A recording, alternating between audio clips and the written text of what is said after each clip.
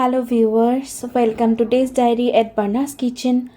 আজকে আমি আপনাদের সাথে একটা মজাদার ট্রিক রেসিপি তো বটেই, একটা নয় অ্যাকচুয়ালি, মানে buy one get one free এরকম টাইপের।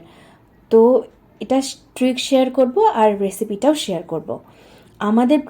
আমরা এরকম প্রচুর আছি যাদের কি বাড়িতে দুটো রান্নাই সমানভাবে করতে হয়। মানে ডায়েটের জন্যও তাদেরকে নিজেদের জন্য কিছু বানাতে হয়, আবার বাড়িতে কারো হাজব্যান্ড থাকে বা অন্যান্যদের জন্য রান্না করতে হয় নর্মাল।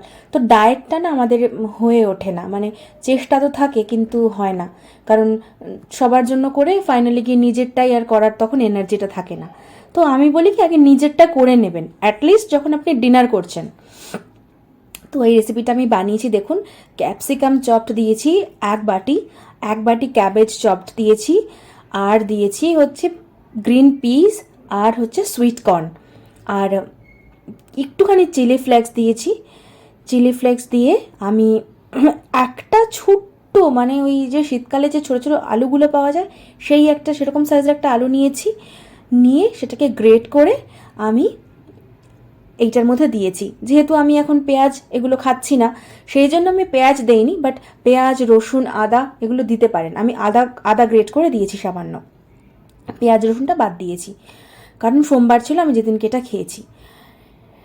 তো যাই হোক, এবার এটাকে এর মধ্যে আমি দেবো 1 কাপ বেসন, দিয়ে জল দেবো না কিন্তু, আর দেবো একটুখানি পিঙ্ক সল্ট, আর হচ্ছে গোলমরিচের গুঁড়ো, আর দিয়েছি অরিগ্যানো ফ্লেক্স। এটা দিয়ে আমি ভালো করে একটা ডো তৈরি করে নেব। আমার তো খুব প্রবলেম হয়, মানে একটা বরকে দেবো নাকি আমি খাবো আমি বুঝে পাই না। আর আমার তো মানে কি বলবো, রান্না করতে করতে খেয়ে নিই। যদি আমার পেটে খিদে থাকে, ধরুন আমি কারোর জন্য খাবার করছি বাট আমার খিদে লেগেছে, আর যেহেতু আমি ডায়েট করছি, মানে বুঝতে হবে আমার একটু আনহেলদি ইটিং হ্যাবিটটা আমার রয়েছে, তো সেক্ষেত্রে কিছু বানাচ্ছি, সেটা মানে কি করি বলুন তো, নিজেই খেয়ে নিই খানিকটা আগে। এবার একটুখানি যেই খেয়ে নিই অমনি ডিমোটিভেটেড হয়ে যাচ্ছি। ডিমোটিভেটেড হয়ে কী করছি, ধুর খাওয়া তো হয়েই গেছে, চলো খেয়ে নিই। তো দেখুন সামান্য একটুখানি আমি ঘি নিয়েছি, সামান্য একদম, ওই যে ওইটুখানি দেখলেন স্প্যাচুলাটার ওপরে, ওইটা দিয়ে আমি পুরো ওই তাওয়া একটা গরম করে সেটাকে একটু ভালো করে যাতে নিচে স্টিক না করে যায়, সেই জন্য আমি এরকম দেখুন টিকের মতন করে 3টে বেশ বড় বড় সাইজের, মানে মিডল সাইজের টিকের মতন করে আমি করে নেব। এরকম করে নিয়ে আমি বেশ এটাকে মোটামুটি ওই ঢেকে দেব। ঢেকে দিয়ে আমি একটু উল্টে পাল্টিয়ে আমি ওটাকে ঢেকে দিয়ে রাখবো, মানে মোটামুটি ওই মিনিট 5 থেকে মিনিট 7, ঠিক আছে, কারণ ওটা এমনিতেই উঠে যাবে। আর খেতেও কিন্তু খুব ভালো লাগে, আমি বলছি।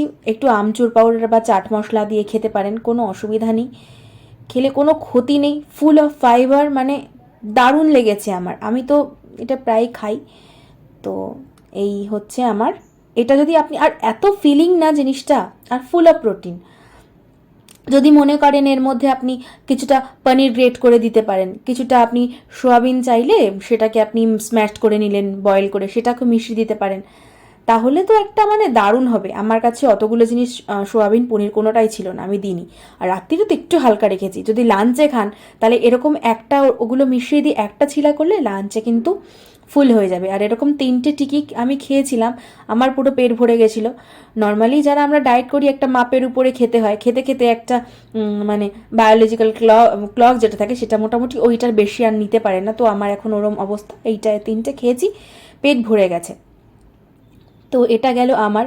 এবার যদি আমার পেট ভরা থাকে তাহলে আমি কিন্তু কোনো কিছু খাই না, যাই রান্না করি না কেন।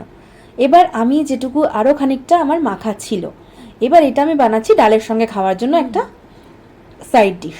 এবার আমি এর মধ্যে খানিকটা দিলাম বেসন, খানিকটা দিলাম আমি তেল, গরম করে নিয়ে তেল। আর হ্যাঁ, এর মধ্যে আমি আগে ওটা আমি দেখাতে ভুলে গেছি, আমি 1 চামচ পোস্ত দিয়ে নিয়েছি। এবার আমি দিলাম ভাজা মশলার গুঁড়ো দিয়ে আমি তাতে দিলাম 1 ফোঁটা আমি হিং দিয়েছি, 1 ফোঁটা হিং দিলাম, আর সামান্য খানিকটা লবণ দিলাম, কিছুটা আমচুর পাউডার দিলাম, টেস্ট অ্যাড করে যাচ্ছি।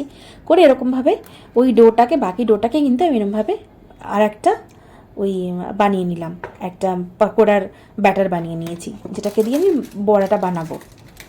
এইবার কড়াইতে চলে আসবে প্রচুর তেল, ঠিক আছে। তো দেখুন এক কাজে দুটো হয়ে গেল। হ্যাঁ, আমার প্রায় হয়, মানে ধরুন একটু ডাল সবজি আছে, ডালের সঙ্গে কিছু না হলে হয় না, তো এইটাকে আপনি একটা দারুণ অপশান হিসাবে নিতে পারেন। আমি প্রায়ই করি এরকম, প্রায় করি। তো এরকম করে বড়ার আকারে দিয়ে আমি কিন্তু ভালো করে ভেজে নিয়ে আমি তুলে নেব। তো দেখলেন কীরকম আমি এক কাজে দু কাজ সারলাম। কী করবো বলুন, যারা ওয়ার্কিং থাকে তাদের একটুখানি এরকম মানে বের করে নিতে হয় কীভাবে কি একটু ইজি করা যায় কাজগুলো, কারণ সময়ের এত, সবাই মোটামুটি যারা ওয়ার্কিং থাকে বাড়ির দিকটাও সমান তালে সামলাতে হয়, তো একটুখানি শর্টকাট হলে ভালোই হয়। তো দেখুন আমার বড়াটা কিন্তু হয়ে গেছে, খেতে কিন্তু ভালো হয়েছে। ভালো লাগলে অবশ্যই সাবস্ক্রাইব করবেন, একটা লাইক করে দিতে ভুলবেন না।